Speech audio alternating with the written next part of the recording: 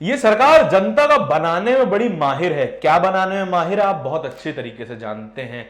देश और दुनिया में कच्चे तेल के दाम घट रहे हैं, लेकिन इंडिया में नहीं घट रहे हैं। उस सब का कारण आज आपको बताऊंगा। और चंद्रशेखर ने बहुत ही बढ़िया बात बोली है। चंद्रशेखर आजाद, आजाद समाज पार्टी के नेशनल कन्वीनर और अध्यक्ष, बड़ी मजेदार बात बोली है। और ट्विटर पर भी बहुत अलग अलग तरीके की टिप्पणियां आ रही हैं इस मामले में, लेकिन भक्तों के कानों पर जू नहीं रेंग रही है। और वो तो चाह रहे हैं कि अरे 200 रुपए कर दीजिए पेट्रोल, हम तब भी खरीदेंगे। नमस्कार, मेरा नाम है धारण और आज आपको पेट्रोल की हकीकत बताने जा रहा हूं।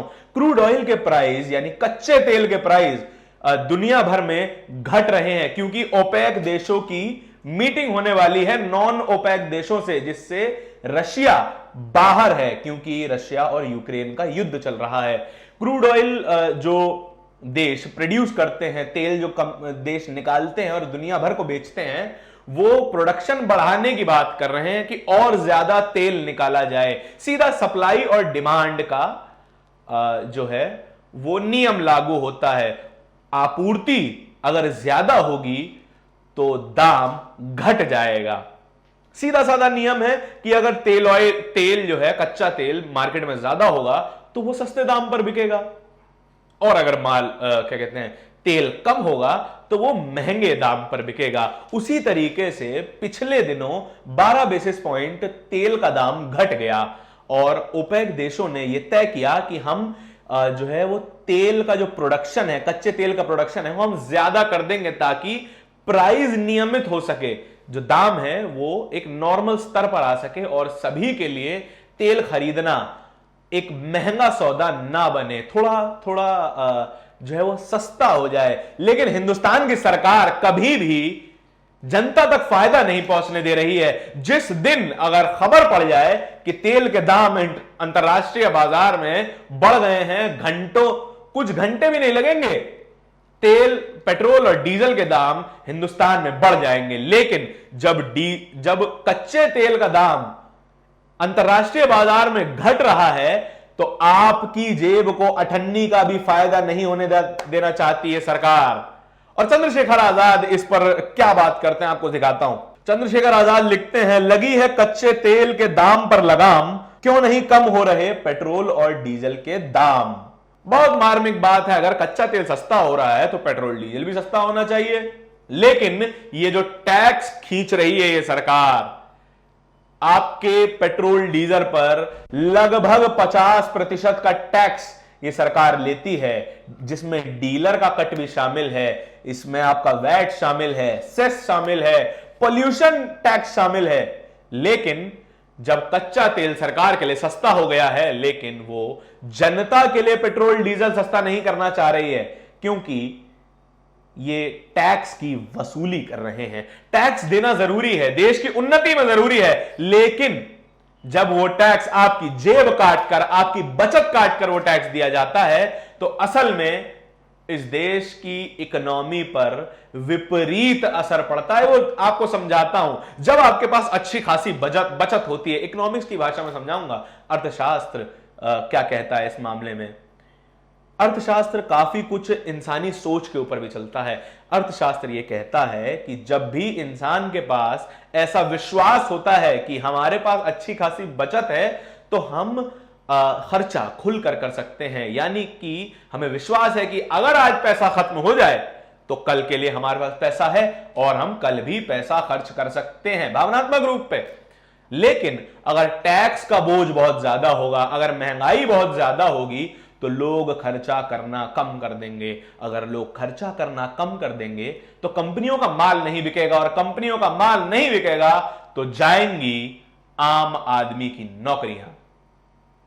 कंपनियों को प्रॉफिट में रहना बहुत जरूरी है, और कंपनियों के प्रॉफिट में रहने के लिए लोगों को नौकरी करते रहना बहुत जरूरी है। दूसरी खबर आपको बता रहा हूं कि उत्तराखंड में अनएम्प्लॉयमेंट और प्राइस राइज के खिलाफ, महंगाई के खिलाफ प्रदर्शन हो रहा है। लेकिन टीवी मीडिया आपको यह नहीं बताएगा। टीवी मीडिया आपको बताएगा कि ज्ञानवापी में क्या हो रहा है, बनारस में क्या हो रहा है, वहां पर ओबी वैन का जमावड़ा लग जाएगा।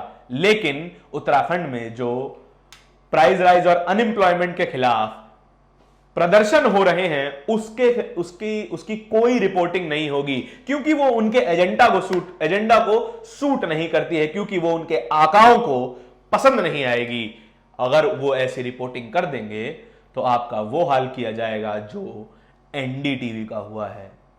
आपको कोई सरकार विज्ञापन नहीं देगी, आपके शोज पर सरकार अपने प्रवक्ताओं को नहीं भेजेगी, आपको कोई बाइट नहीं दी जाएगी और पूरी तरीके से पॉलिटिकल ब्लैकआउट किया जाएगा। और ऐसी स्थिति में एक चैनल चलाना बड़ा मुश्किल हो जाएगा और तभी नतीजतन आज के पत्रकार पत्रकारिता छोड़कर चाटुकारिता करने लग जाते हैं और आपके सरोकारों की खबरें टीवी और अखबार से गायब हो जाती हैं। क्यों टीवी और अखबार में हमेशा फ्रंट पेज पर धर्मांध चीजें दिखाई देती हैं? क्यों हमेशा विज्ञापन दिखाई देते हैं?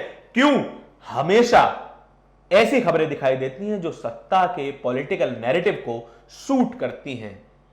वो इसलिए क्योंकि वो शांत रहना चाहते हैं और अपनी रोजी रोटी कमाना चाहते हैं, और वो इसलिए कि वो आपके मुद्दों से उन्हें कोई मतलब नहीं है। उन्हें मतलब है सरकार के हिसाब की खबरें चलाओ और सरकार से मलाई खाओ।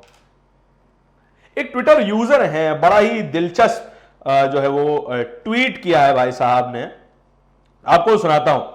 रणजीत भारती एक मीम शेयर करते हैं आजकल पॉप कल्चर में, और टीनेज जो है वो मीम्स का बड़ा शौकीन है। तो मोदी जी का एक मीम बनाया गया है, मैं जिस मकाम पे हूं उसी मकाम पे तुझे लाऊंगा, मैं जिस मकाम पे हूं उसी मकाम पे तुझे लाऊंगा, मैंने भी भीख मांगी थी तुझसे भी मंगवाऊंगा। ये मोदी जी कह रहे हैं और रणजीत भारती ये ट्वीट कर रहे हैं। मीम है, इसे सीरियसली मत लीजिएगा, लेकिन इसके भाव को जरूर सीरियसली लीजिए। इस देश में गरीबी रेखा के नीचे इतने लोग रहते हैं कि आप गिनती भूल जाएंगे। इस देश में गरीबी से ग्रस्त वो सभी लोग हैं जो कि सामाजिक रूप से पिछड़े हुए हैं। इस देश में गरीबी एक बीमारी की तरह है जिससे लोग दूर भागने लगते हैं।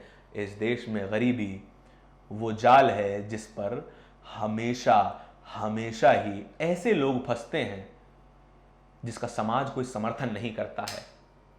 आपको इसीलिए अपने विचारों पर वोट करना चाहिए, अपने मुद्दों पर वोट करना चाहिए। यदि आप गौमूत्र गाय मंदिर पर वोट करेंगे तो आपके विचार नहीं सुने जाएंगे, आपके मुद्दों का सरोकार नहीं होगा, आपके मुद्दों की बातें नहीं होंगी।